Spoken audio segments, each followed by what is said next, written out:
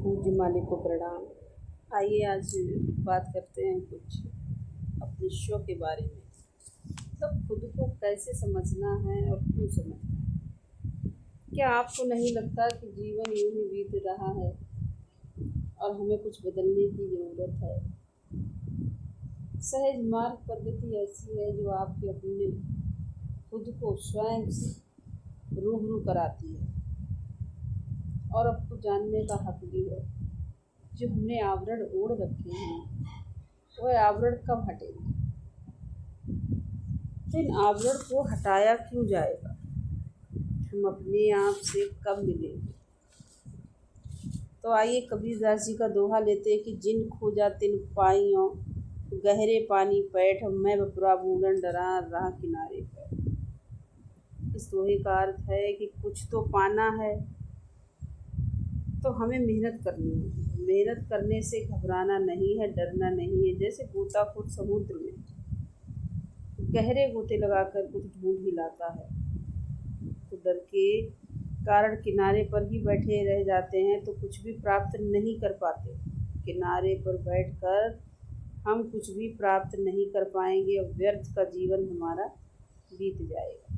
तो ये हमारी ध्यान पद्धति में सटीक बैठती है। जितना ज़्यादा हम ध्यान गहराई में उतरते जाते हैं उतना ही ज़्यादा हम अपने आंतरिक स्व के साथ जुड़ते जाते हैं। अब गहराई में कैसे उतरे। द हार्टफुलनेस नामक पुस्तक में दाजी ने जोशुआ पोलाक के सवालों के जवाब में इन सब तरीकों को विस्तार से समझाया है कि ध्यान में गहराई में कैसे प्राप्त कर सकते हैं। जब हम गहराई में उतर जाते हैं तो आध्यात्मिक रूप से तेज़ी से प्रगति कर पाते हैं।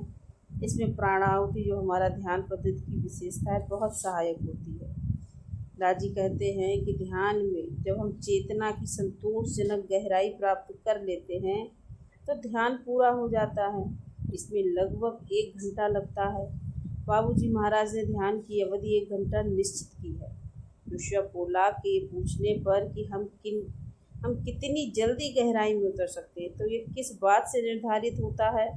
दादी ने बताया कि ये एक हमारी जागरूकता और चेतना के लचीलेपन पर निर्भर करता है कि हमारी चेतना लचीली है या ये आसानी से अपनी दिशा बदल सकती है। नित्य अभ्यास करने और प्राणाहुति की मदद से चेतना लचीली हो जाती है और विकसित होती जाती है। यदि मैं अभ्यासी के परिप्रेक्ष्य में कहूँ तो मैं अपनी बात ही करूँगा। पहली 3 सीटिंग लेकर मैं मिशन में शामिल हुआ, यानी एक तरह से मैंने आध्यात्मिकता के क्षेत्र में प्रवेश लिया। एक गहरे पानी में घुसने के समान ही था। ध्यान के दौरान होने वाले अनुभव ने इस पद्धति पर विश्वास पैदा करने में मेरी बहुत मदद की। मुझे ध्यान का अभ्यास करते हुए करीब 17 वर्ष हो गए हैं। सामूहिक सत्संग में, व्यक्तिगत सिटिंग में और अकेले बैठकर ध्यान करते हुए कई बार ऐसा अनुभव हुआ कि होश ही न रहा मैं किस जगह पर हूँ। ध्यान के दौरान होने वाले इस प्रकार के अनुभव एक जगह से गहरे पानी पैठ के ही उदाहरण है। सभी अभ्यासियों को भी इस तरह के अनुभव होते रहते हैं। कई बार ध्यान के दौरान हमारी चेतना ब्रह्मांड की चेतना से जुड़ जाती है और ऐसे विलक्षण अनुभव होते हैं कि पूर्वाभास भी जो बाद में सही निकलते हैं, हालांकि हम उनके लिए ध्यान नहीं करते। यह हमारी पद्धति की विशेषता है जो हमें ध्यान की गहराई में उतर जाने के बाद इस तरह की उपलब्धि करा देती है। ये सब हमारी निष्ठा, प्रेम, विश्वास के द्वारा ही बताए गए नए मार्ग का अनुसरण करने से मिलता है।